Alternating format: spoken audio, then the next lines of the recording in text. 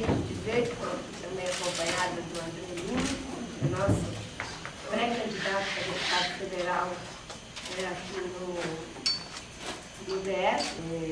Tem duas pessoas que eu sempre achava que deveria ter deputado como senadora. Um era o André e o outro era um assessor, um regimentalista lá da Câmara dos Deputados, do PT. Eles entendiam tudo de regimento e eu pensava, nossa, esse menino virasse deputado é assim, uma coisa maravilhosa.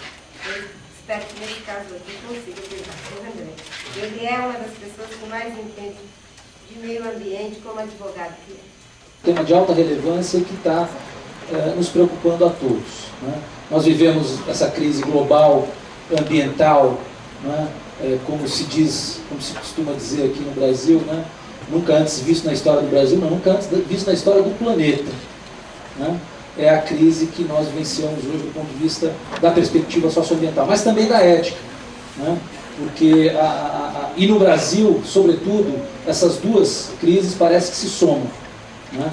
A crise ambiental está muito associada também à crise da corrupção, porque, enfim, a crise ambiental, ela nada mais é do que a corrupção do direito das nossas futuras gerações ao desenvolvimento, né? Então é uma forma também de corrupção.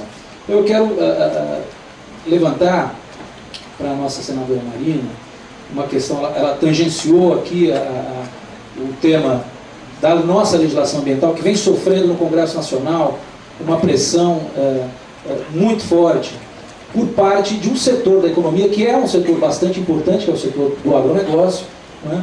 Mas que tem,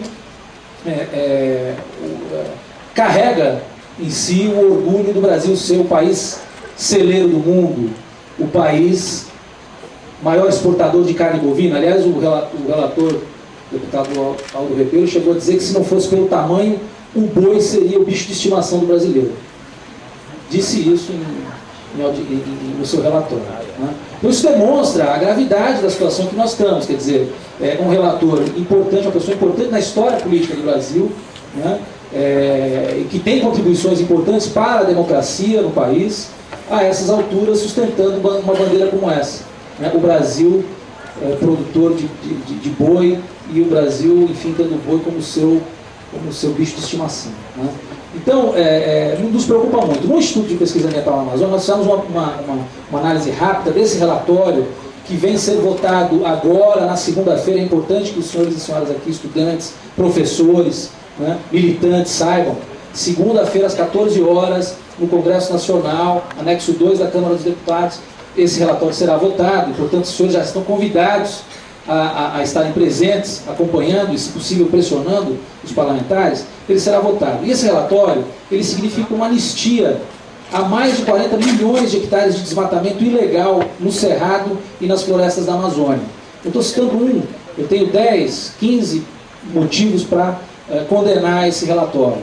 Isso é uma anistia inaceitável. Isso é uma forma de corrupção para com os nossos direitos, né, humanos, sociais e ambientais, né?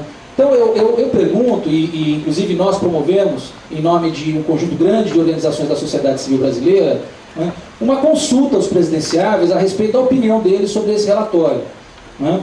Se de fato esse relatório para o Código Florestal, que busca modificar uma das leis mais importantes, uma das leis ambientais mais importantes para o país, não só para o meio rural, mas também para o meio urbano, haja visto os eventos chamados eventos climáticos extremos, que tem desalojado milhares e milhares ou dezenas de milhares de famílias na região sul e sudeste do Brasil, em função de cheias e tudo mais. Então, eu me pergunto, e na verdade eu pergunto à senhora, nossa senadora Marina Silva,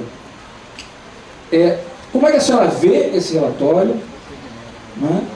E como é que a senhora está vendo um silêncio, né? Não só do governo, porque a presidência da comissão é do governo, o deputado Miqueleto é do PMDB, da base do governo, inclusive do partido candidato a vice-presidente da República, né? O PT está na vice-presidência. O relator é do PCdoB, que acabou de declarar apoio à candidata Dilma. E por aí vai, quer dizer, tem um rol de aliados do governo nesse relatório. Eu gostaria de saber da senhora, quero saber qual a sua opinião a respeito do silêncio da base do governo em relação a esse relatório e dos candidatos presidenciáveis, porque esse tema de tamanha relevância não vem sendo tratado de forma responsável pelos candidatos à presidência da República. Eu, quando, há mais ou menos um mês atrás, aquele seminário lá do Fulbio, foi um mês, né? Um pouco mais de um mês, quando foi feito o insight que o deputado Aldo iria apresentar o seu relatório, eu já naquela época fiz um chamamento aos pré-candidatos que se pronunciassem assim que o relatório saísse. No dia que o relatório saiu, eu dei uma entrevista coletiva fazendo o mesmo chamamento. E até agora o silêncio tem sido sepulcral.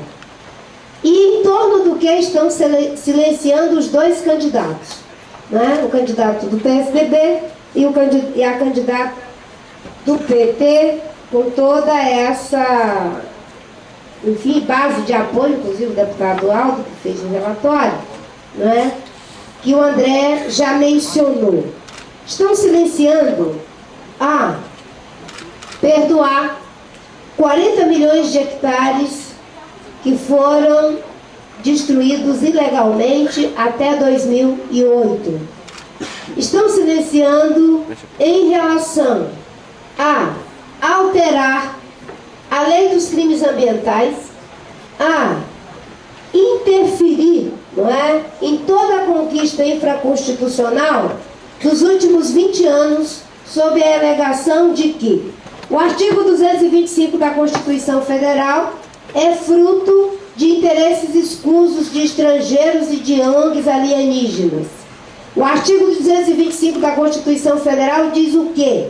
Diz que é um direito de todo cidadão brasileiro um ambiente saudável. Isso é o que diz o artigo 225 da Constituição Federal. Isso é uma imposição alienígena de ONGs e de interesses escusos de estrangeiros? Ou isso é uma vontade nossa de que tenhamos um ambiente saudável para a nossa geração e as futuras gerações? Esse é o argumento que está sendo utilizado para acabar com o Código Florestal.